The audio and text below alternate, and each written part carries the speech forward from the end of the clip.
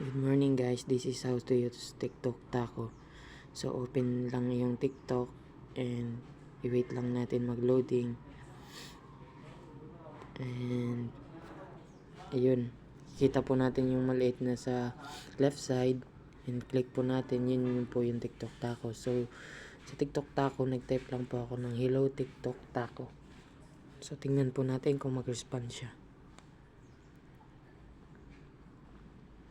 So nag-respond. So sabi niya, "Hey there, how your day going?"